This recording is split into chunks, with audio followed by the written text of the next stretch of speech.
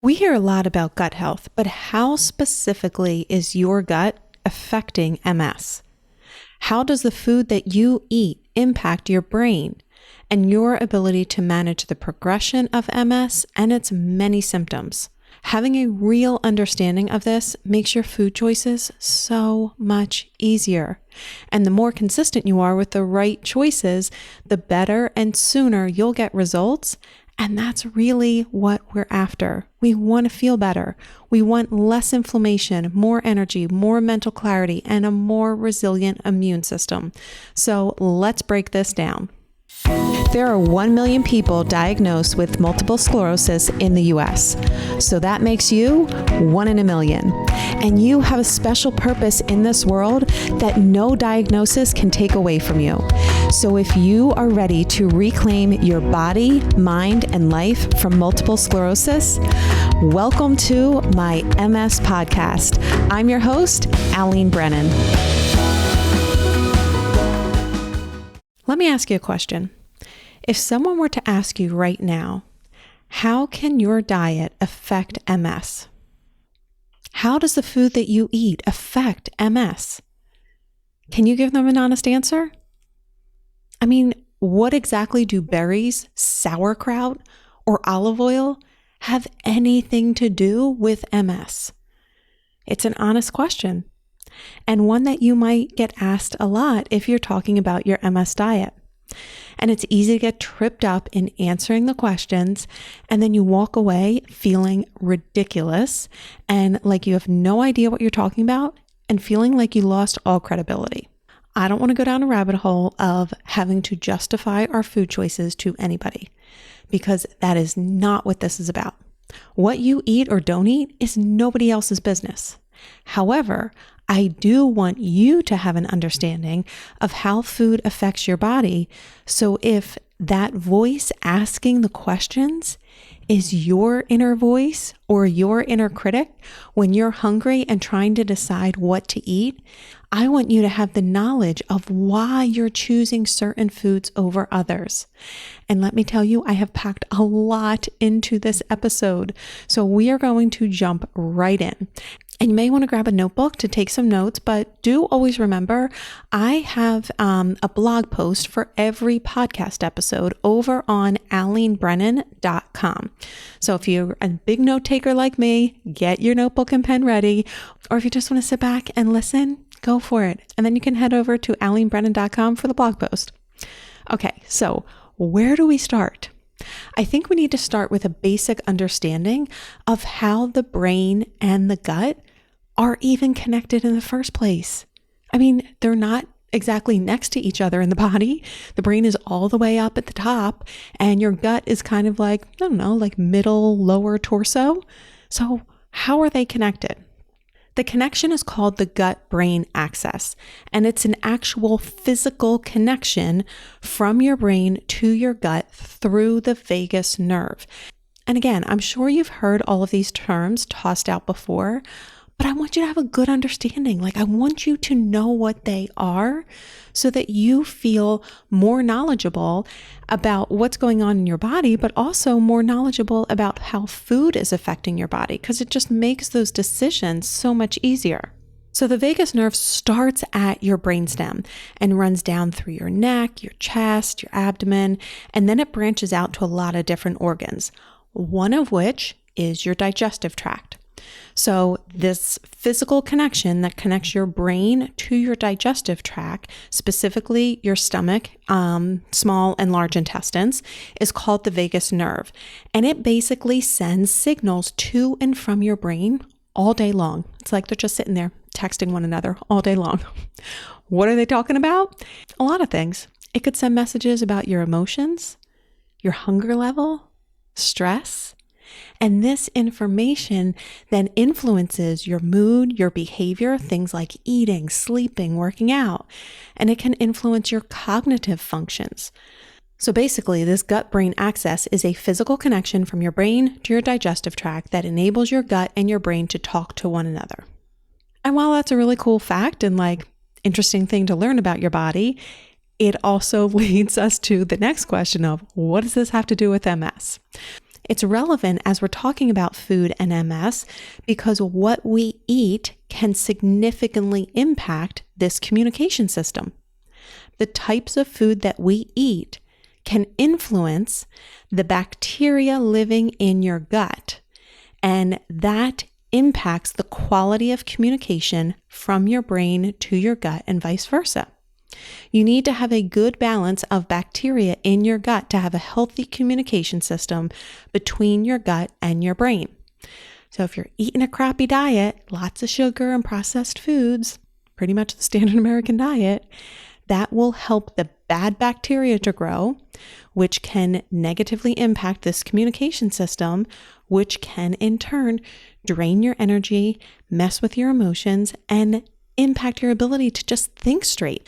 But more specifically to MS, this gut-brain axis can really have a strong influence on 3 specific things. 1, regulating the immune system, so basically helping to bring it back into balance. 2, neuroinflammation, the level of inflammation in your brain. And number 3, the production of neurotransmitters. And that's really important for brain function and mood regulation. So I know we're tossing around a lot of different terms here, and I'm just going to pause for a quick recap. We know that the gut and the brain are connected through the vagus nerve. They talk back and forth all day long, sending information about stress, hunger, energy, mood, as well as any potential infections or inflammation in the gut. And having a healthy gut microbiome, having more healthy bacteria in your gut than bad, helps to maintain good communications between your gut and your brain. If you don't have good gut health, the communications from your gut to your brain is weakened and can even be disrupted, potentially affecting your ability to manage stress, control your appetite, maintain balanced energy levels, and ultimately make it harder to keep MS symptoms in check. So that's kind of like the lay of the land, how food and the gut impact your brain and specifically your experience with MS. So let's break this down more specifically to talk about the foods that best support that gut-brain axis and promote a healthy gut microbiome. Basically, we want to focus on the foods that support the growth of good bacteria and keep the bad bacteria in check. You will always have some level of bad bacteria in your gut. That's normal. This isn't the goal is not to eliminate all bad bacteria. They're going to be in there. The goal is to have more good bacteria than you do bad bacteria. So it's always about kind of like creating that healthy balance there. And I want to share with you 3 specific ways in which, oh no, I'm going to up the ante. I forgot I have 4. But wait, there's more. 4 ways in which you can support a good, healthy gut microbiome. All right, here we go. The first of 4. Number 1, high fiber foods. There is a reason why the Walls Protocol is built upon 9 cups of vegetables a day. Fruits and vegetables help to promote the growth of beneficial bacteria in your gut. Now, you may not be doing the 9 cups a day, and I don't want you to stress over that because, as I've said many times before, the 9 cups was designed for Dr. Walls, and she's a pretty tall woman. She's also very active. So that's the amount that she needed to stay satiated and to heal her body. She has said countless times, if you have a smaller frame or you're not active, you may need to reduce that to 6 cups a day. You just want to keep it relative. So you'd have then 2 cups of leafy green, 2 sulfur rich, 2 deeply colored. You still need to have that balance of the different types of vegetables throughout it. But my point is not counting cups right now. I just wanted to emphasize that there is a very good reason why the foundation of that is to increase more vegetables into your diet on a day-to-day basis. So let's just table the concept of the number of cups that you're eating. Can you just eat 1 more serving of vegetables today than you did yesterday? How can you fit in 1 more serving of veggies into your diet? Can you add a handful of spinach or frozen cauliflower to your smoothie? What if you ordered a side salad to your dinner next time you're out at a restaurant? Or can you roast your favorite veggies for dinner? Broccoli and Brussels sprouts are my personal favorites, and they're so easy to roast. You just put them in the oven, drizzle a little fat on them, some salt, pepper, doctor it up however you like it, and you put them in the oven until they get nice and soft and delicious. Or could you try making some mashed cauliflower instead of mashed potatoes this Sunday night for dinner? Again, don't get stressed over the idea of the number of cups. Just focus on adding one more serving in today than you did yesterday. So number 1, eat more high fiber foods, specifically veggies and fruits. Number 2, fermented foods. Listen, these are daily condiments in many cultures. Here in America, we just simply don't think of them very much. They kind of got pushed to the side. And honestly, when I talk about fermented foods to many of my clients, they immediately think that they have to eat like an entire cup of sauerkraut. Like, Alene, that does not sound appealing to me. I'm not feeling this one. Can we skip over this? Listen, if you need to skip over it, you skip over it. However, it is really beneficial to your gut microbiome. And I also want to emphasize, you should not start with 1 cup of sauerkraut or any fermented food all at once. You start with just like a tablespoon, like start small, and then you let your body get used to it. If you're eating too much all at once, it can be too much of an adjustment on your body. So you need to give your stomach time to digest to these probiotic rich foods. Just start with 1 tablespoon, and then you can gradually increase from there. Because remember, something is better than nothing. Now, the most common fermented vegetables are sauerkraut and kimchi. I personally like kimchi a little bit more just because I like the spice to it. So that's my personal favorite. But try them out. There's so many different ones that you can try. But overall, fermented vegetables contain those probiotics that can help to maintain a healthy balance of gut bacteria. And that is going to ultimately help your brain health. So number 1, eat more high fiber foods, specifically veggies and fruit. Number 2, eat fermented veggies, such as sauerkraut and kimchi. Number 3, polyphenol-rich foods.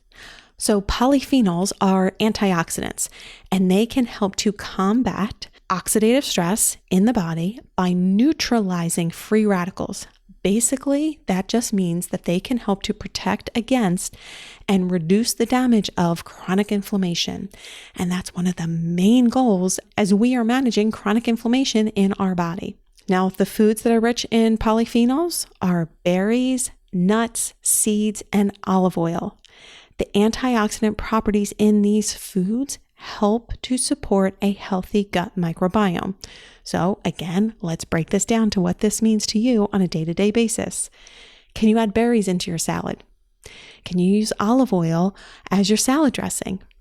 Can you add some nuts and seeds as like an easy on-the-go snack? Or another snack idea, could you add some nut butter to sliced apples or bananas? Or could you have a bowl of berries topped with some coconut cream for an evening dessert? You've heard me say it before, but I always want to encourage you to not just keep consuming more information, more lists of foods, more do's, more don'ts. That's overwhelming because then it just feels like you're like drinking from a fire hose. You're like, okay, now I have to do this. I shouldn't do that. I need to do that. I have to add that to the grocery list. I can't keep that in the house anymore. Anytime you're learning something new, how can you break it down to, how can I put this information into action now? How can I start taking action? That's what it's about. So my question to you is, how can you fit more berries, nuts, seeds, or olive oil into your diet this week? Try to identify just one step. Which of those foods do you like the most? Berries, nuts, seeds, or olive oil? And what is one way you can start adding them in? Okay, again, a refresher. high fiber foods, fermented veggies, polyphenol rich foods, and then last but not least, omega-3 fatty acids.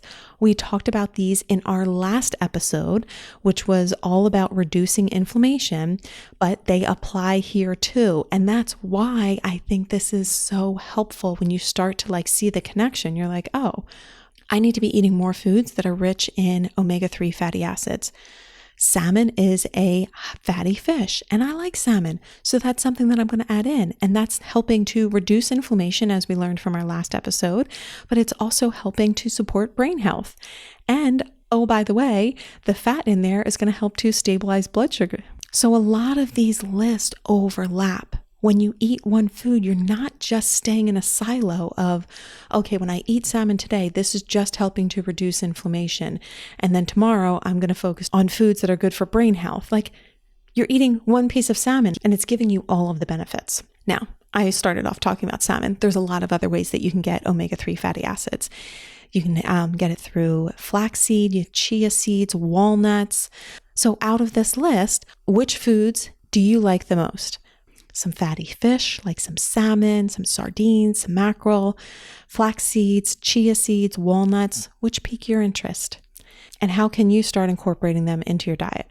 And again, you can layer these recommendations by adding a tablespoon of omega-3 rich chia seeds to your smoothie, which also has berries in it, which are high in polyphenols. So they're all connected here. Or you can sprinkle some flaxseed, rich in omega-3 fatty acids, on your salad that is drizzled with olive oil, which is also high in the polyphenols.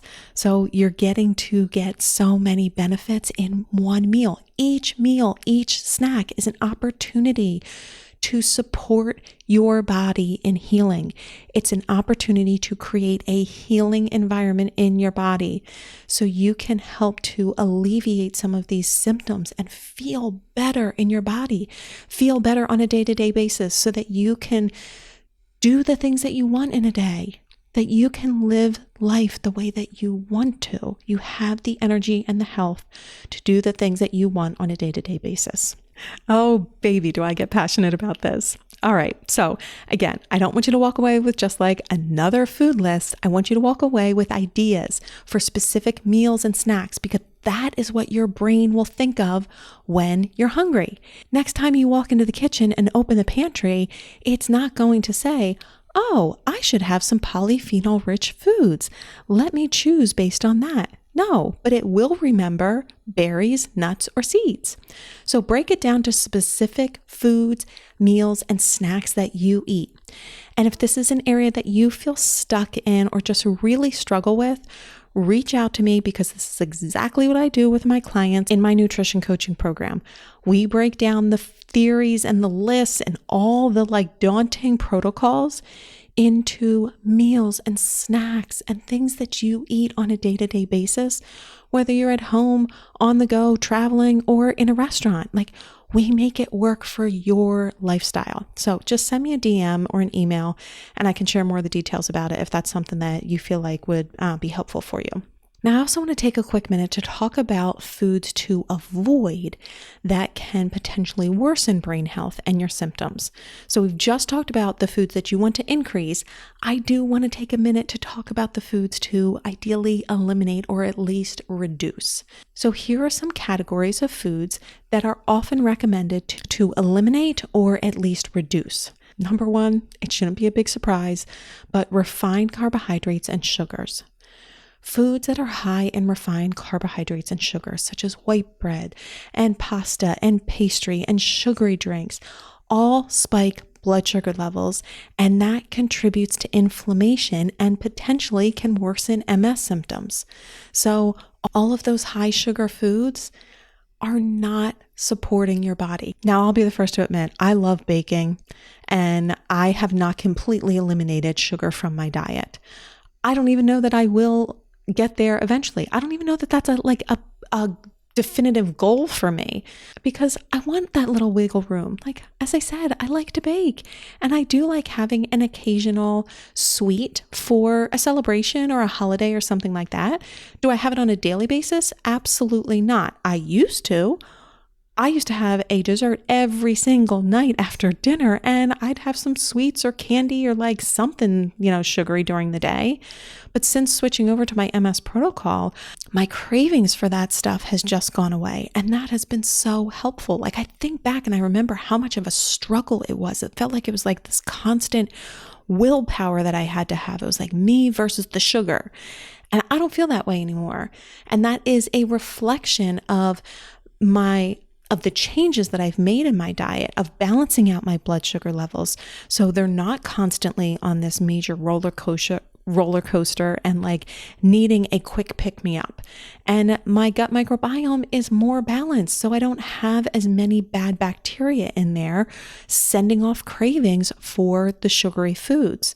But like I said, I will occasionally have something, but what I've done more so now is do like homemade baked goods, because then I can control what sweetener is put in there, and I'll choose coconut sugar over white sugar, or I'll choose dates or applesauce. Like there's a lot of different things that you can add in there, so it's not pure sugar. But my point is, refined carbohydrates and high sugar foods are doing you no favors. You don't have to get like militant about it. I mean, I have ketchup and barbecue sauce and they are loaded with sugar. And I have scaled back on the quantity that I have used 100%, but I still have them. So am I saying that I have 0 sugar in a day? No, I don't think that's realistic. I don't even really want to try to get there, because I want to have some breathing room. I want to enjoy life. But in order to do so, I need to maintain my health, and I need to make sure that I have the energy to show up each and every day. And one of the ways I do that is by minimizing refined carbohydrates and high sugar foods. That's number 1. Number 2, these two go hand in hand, processed foods. Many of the processed foods, the packaged and bagged foods, have a lot of additives and preservatives and artificial ingredients that can negatively impact gut health and promote inflammation in the body. So again, same with sugar. Is it saying that you can't ever have like a processed food? No. It can be really hard to live in a world where you have to eat whole foods all day, every day. You probably would feel amazing if you can maintain that, but I like to have a little bit of wiggle room. So what I do is I look at the ingredients of anything that I am buying that is in either a bag or a box. And my eye immediately goes to the back, where I'm not looking at like the nutrition facts. I'm looking at the ingredient list, and specifically the line below the ingredient list. Does it have any gluten, dairy, soy, eggs? Those are foods that I personally choose to eliminate, but those are a lot of like the high allergen foods. So I will immediately go down to that, and then I look at the ingredients of that particular food. And does it have like high fructose corn syrup? Does it have, a lot of the artificial colors and ingredients in there that mess up your gut? If it does, I'm leaving it in the store. I'm not buying it, because nothing tastes as good as being healthy feels. Nothing tastes as good as being healthy feels. Always remember that. So how can we eliminate or at least minimize refined carbohydrates and sugars, as well as processed foods? Now, the other two are very common or popular foods to eliminate in managing MS and other inflammatory conditions, which are gluten and dairy. Now, let me just a note on gluten for a second, because a lot of people get confused by this. They say that they've eaten bread and pasta and bagels and lots of other gluten-containing foods for years. And they're like, I never had a problem. I don't have stomach issues. I'm definitely not doubled over in pain after I eat them. So does this one really apply to me? Because let's face it, it seems like a really big inconvenience to take it out of your diet, because it's likely a lot of foods you're eating every single day. The problem, though, is just because you don't have a stomach ache, or again, like doubled over in pain after you eat gluten, doesn't mean it's not creating inflammation and damage in your body. That is it. I feel like gluten is like that sneaky food that gets in your body, and you likely don't have an immediate or noticeable reaction to it. It's kind of like flying right under the radar, and it's wreaking havoc in your gut, and then therefore in your immune system, and then throughout your body, but you don't notice it because it's so subtle. Where you may notice it is after a while, you're just like not feeling well. And you're like, why am I tired all of the time? Why do I have brain fog? Why am I constantly having headaches or like bloated or gassy or constipated or like moody, can't sleep? Like, I don't know. They're kind of more of these vague symptoms that you wouldn't necessarily say like, oh, I have a headache, so therefore I must have eaten gluten. We often don't put two and two together. I'm bloated. I must have eaten gluten. Maybe that's a little bit more likely because that is more associated with like a bagel or pasta or like a hoagie roll. I'm a Northeast girl, so we do hoagies around here. But you get my point. You likely don't have an immediate or severe reaction to it, but it doesn't mean that it's not creating inflammation or damage in your body. The best way to determine if it's affecting you is to eliminate it for 30 to 90 days and see how you feel. I honestly don't think I've worked with a single client that hasn't felt better after eliminating gluten from their diet. Everyone says that they feel an improvement in their symptoms, especially their energy levels. Like that's the one where they feel that benefit soonest. So if you haven't tried it yet, this is your little friendly reminder or invitation to give it a try. Can you eliminate gluten for, like I said, 30 to 90 days and just pay attention to the results? Let your body tell you. And pay attention, like I said, to things like elimination. Are you pooping any better? Are you sleeping any better? Is your mood better balanced? Are you less gassy, bloated? Is your skin better? Less aches and pains, less headaches? Like these are all of the things that not only just food in general, but gluten specifically can affect.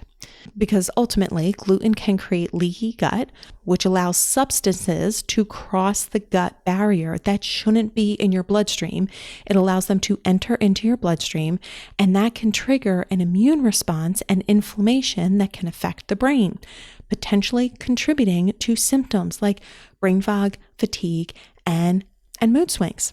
And then I also said dairy as well. Dairy can have a similar impact. So that's another one to consider eliminating.